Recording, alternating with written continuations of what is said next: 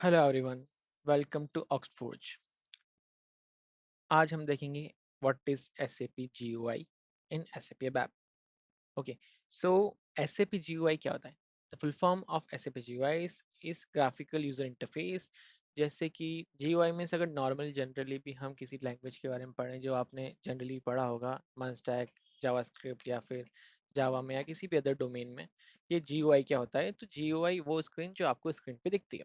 Okay, तो जैसे कि आप YouTube पे वीडियो देख रहे हैं तो YouTube का जो स्क्रीन है वो आपका GUI है। क्लियर? तो अब SAP भी आपको एक GUI प्रोवाइड करता है, उस GUI के थ्रू आप SAP को एक्सेस कर सकते हैं। ठीक? तो ये एक सॉफ्टवेयर है जिसके थ्रू आप SAP सिस्टम के साथ इंटरेक्शन कर सकते हैं वाया कोडिंग वाया एनीथिंग। तो ये एक टाइप से फ्रंट एंड है जो आपको दिया गया है। Okay, it is on presentation layer. जो हम हमें अभी हमने आर्किटेक्चर पढ़ा था इससे पहले कि presentation layer, database layer and application layer क्या होती है।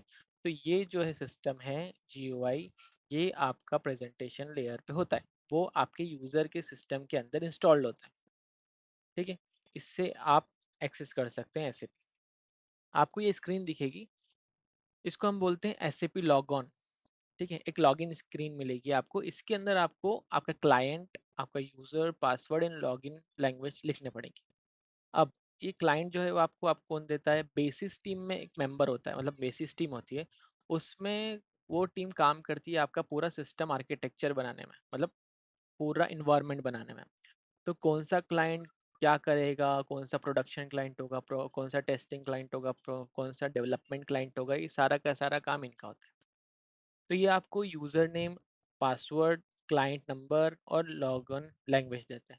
वो सारा का सारा आपको यहाँ पर फिल करना है। जैसे आप एंटर करेंगे वैसे ही आप एक नई स्क्रीन पे पहुंच जाएंगे, ये वाली। अब ये स्क्रीन काय के लिए होती है?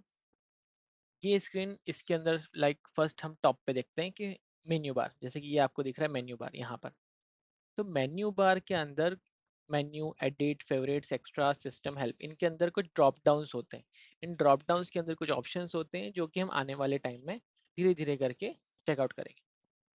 उसके बाद स्टैंडर्ड टूल बार होता है। इसके अंदर कुछ टूल्स होते हैं बैक जाने के लिए, कोई भी ट्रांजेक्शन कैंसिल करने के लिए एंड अदर थिंग्स, कुछ सर्च करने के लिए। ये होता है टाइटल बार। इसके अंदर टाइटल लिखा होता है। आप जो भी स्क्रीन आप ओपन कर रहे हैं, जैसे कि ये स्क्रीन है एसएपी इजी एक्सेस, जो आपको ओपन एसएपी लॉगिन करने के बाद ओपन होती है। इसके अंदर दो आपको चीज़ें मिलेगी, एक मिलेगी फेवरेट्स और दूसरा मिलेगा एसएपी मेन्यू।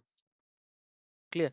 फेवरेट्स मतलब वो स्क्रीन्स जो आप सेव करके रखते हैं वो आपकी फेवरेट के अंदर सेव हो जाती है। ठीक है, आपको मान लो कि कोई भी एक पर्टिकुलर स्क्रीन आपको दिन में 10 बार ओपन करनी पड़ रही है, तो आप उसको फेवरेट्स में ऐड कर दो, आपको बार बार उसका कोड नहीं लिखना पड़ेगा। ये जो भी मैं बोल रहा हूँ, कोड वगैरह, ट्रांजेक्शन, ये वगैरह धीरे धीरे आपको सब समझ में आएगा। उसके बाद ये होता है कमांड बार। यहाँ पर जो स्पेस है वो है कमांड बार। कि कमांड बार क्या होता है? इस कमांड बार के अंदर हम टी कोड्स लिखते हैं। टी कोड मतलब, हाँ, इसके आगे वाला टॉपिक हमारा टी कोड है। अब ये नीचे जो है वो है status bar. Okay, status bar के अंदर आपका लिखा होता है आपका कौन सा क्लाइंट है, कौन सा क्लाइंट पे आप यूज़ कर रहे हैं अभी, क्योंकि हो सकता है आप डेवलपमेंट क्लाइंट में काम करें, हो सकता है टेस्टिंग क्लाइंट में काम करें, डिपेंड्स। तो टी कोड मतलब ट्रांजेक्शन कोड। ट्रांजेक्शन कोड क्या होता है कि आपको कुछ शॉर्टकट्स कोड दिए होते हैं कोई भी पर्टिकुलर स्क्रीन को ओपन करने के लिए। मान लो कि मुझे कोडिंग करनी है, तो मुझे प्रोग्राम बनाना पड़ेगा। प्रोग्राम बनाने के लिए मेरे पास AC38 होना चाहिए। AC38 एक टी कोड है जिसके थ्रू मैं उस स्क्रीन को ओपन कर सकता हूँ जिससे प्रोग्राम बनता है। ठीक है, AC11 से मुझे डेटाबेस टेबल देखना है तो इस AC11 ओपन कर लूँगा। ठीक है, ऐसी अलग अलग चीज़ों के लिए, अलग अलग फंक्शनैलिटीज़ के लिए एसएपी ने अलग अलग स्क्रीन बना रखी है। वो स्क्रीन्स अगर हमें देखना है तो हमें अलग अलग टी कोड्स यूज़ करने पड़ते हैं। एग्जाम्पल के तौर पे AC38 एंड AC11। अगर आपको कोई पैकेज ओपन करना है पर्टिकुलरली, तो आपको AC80 में जाना पड़ेगा। ठीक है, वहाँ से आप पैकेज ओपन कर सकते हो। ऐसे डिफरेंट डिफरेंट टी कोड्स हैं। जैसे जैसे हम आगे बढ़ते जाएंगे सीरीज़ के अंदर, वैसे वैसे आपको समझ में आते जाएंगे कौन से टी कोड का क्या काम है। ठीक है, कोई भी टी कोड अगर आप लिखते हैं, एंटर करते हैं, तो वो टी कोड से वो वाली स्क्रीन जल्दी से ओपन हो जाएगी इंस्टेंटली। तो ये कुछ बेसिक्स हैं हमारे कि what is T code, what R T codes, और कितने टाइप के टी कोड्स होते हैं वो हम आगे देखेंगे। कौन कौन से टी कोड्स होते हैं वो हम देखेंगे।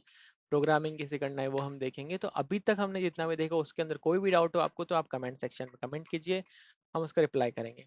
And thank you so much, please like share and comment.